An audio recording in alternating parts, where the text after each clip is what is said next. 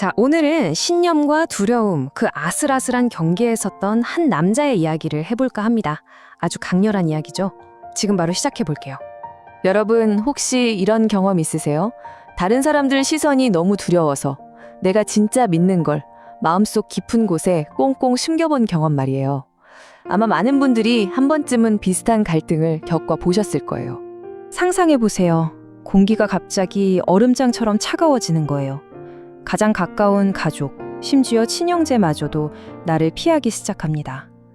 세상에서 가장 사랑받아야 할 그 공간에서 나는 완전히 혼자가 되어버리는 거죠. 그 이유가 단지 내가 가진 신념 때문이라면요. 자, 그런데요. 이런 고립에 대한 두려움은 오늘날 우리만의 얘기는 아니에요.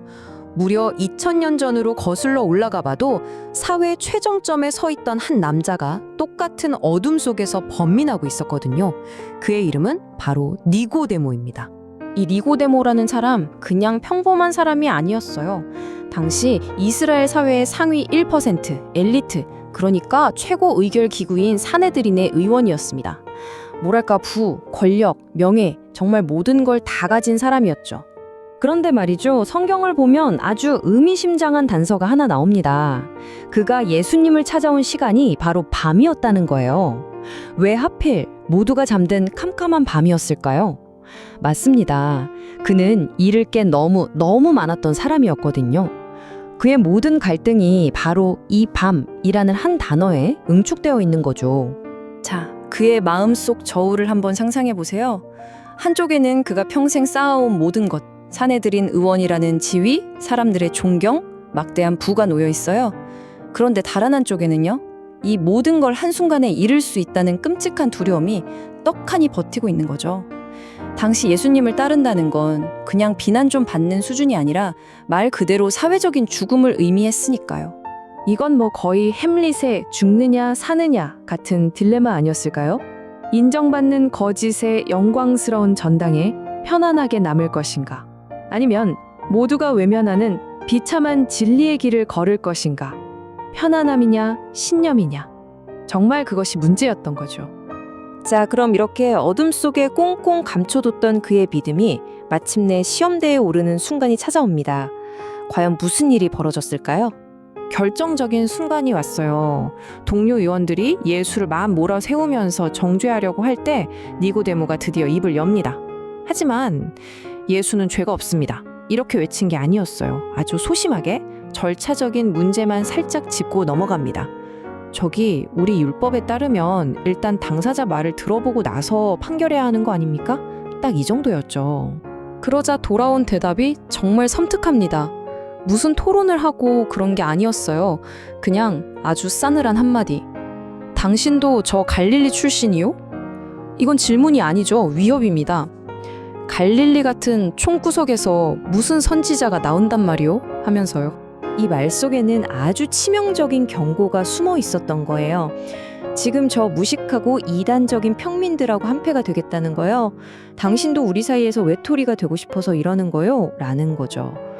이 한마디에 니고데모는 그 자리에서 그냥 얼어붙고 말았습니다. 네, 결국 니고데모는 그 엄청난 압박과 두려움 앞에서 침묵을 선택하고 맙니다. 그런데 말이죠, 이야기는 여기서 끝나지 않아요. 대체 무엇이 이토록 소심했던 남자를 180도 다른 사람으로 바꿔놓았을까요? 도대체 뭐가 그를 바꾼 걸까요? 보통 이런 경우에 그가 드디어 엄청난 용기를 냈구나, 혹은 대단한 의지력이다, 이렇게 생각하기 쉽잖아요? 그런데 정답은 그게 아니었습니다. 놀랍게도 그 변화의 시작은 그의 안이 아니라 완전히 바깥에서부터 왔어요. 사실 생각해보면 인간의 결심이라는 게 집단이 주는 압박이라는 거대한 파도 앞에서는 힘없이 무너지는 모래성에 불과하거든요. 바로 이 말씀이었습니다. 내가 땅에서 들리면 모든 사람을 내게로 이끌어겠다. 그를 바꾼 건 그의 용기가 아니라 바로 이 저항할 수 없는 강력한 이끌림이었던 거죠. 니고데모는 십자가에 높이 들린 예수를 보게 됩니다.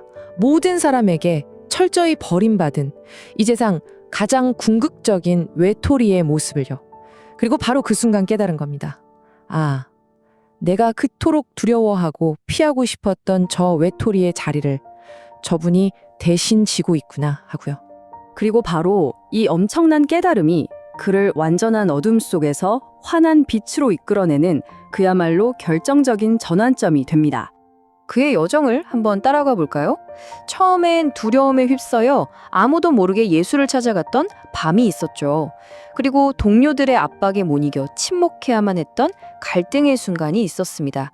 그리고 마침내 모든 두려움을 이기고 모두가 보는 대낮에 당당히 자신의 믿음을 드러내는 순간이 찾아온 겁니다. 그의 마지막 행동은 정말 모든 걸 보여줍니다. 그는 더 이상 어둠 속에 숨지 않아요. 환한 대낮에, 그것도 무려 100리트라, 지금으로 치면 34kg이나 되는 어마어마한 양의 최고급 향품을 가지고 나타납니다. 이건 그냥 시신을 수습하는 차원이 아니에요. 이건 공개적인 선언이자 그의 가장 위대하고 담대한 신앙 고백이었던 셈이죠. 자, 이게 뭘 의미할까요? 그가 그냥 세상에서 버림받은 불쌍한 외톨이가 됐다는 뜻일까요? 아니에요. 그는 세상이 주는 명예를 과감히 버리고 완전히 새로운 차원의 영광을 스스로 선택한 겁니다. 물론 세상의 눈으로 보면 그는 모든 걸 잃은 패배자처럼 보였을 겁니다. 사회에서 외톨이가 되고 그 높던 지위도 다 잃고 완전히 혼자가 됐으니까요. 하지만 하늘의 관점에서는 정반대의 일이 벌어지고 있었습니다. 그는 하나님 나라의 소중한 가족이 되었고 세상이 줄 수 없는 영원한 명예를 얻었으며 수많은 믿음의 선배들의 환호를 받게 된 거죠.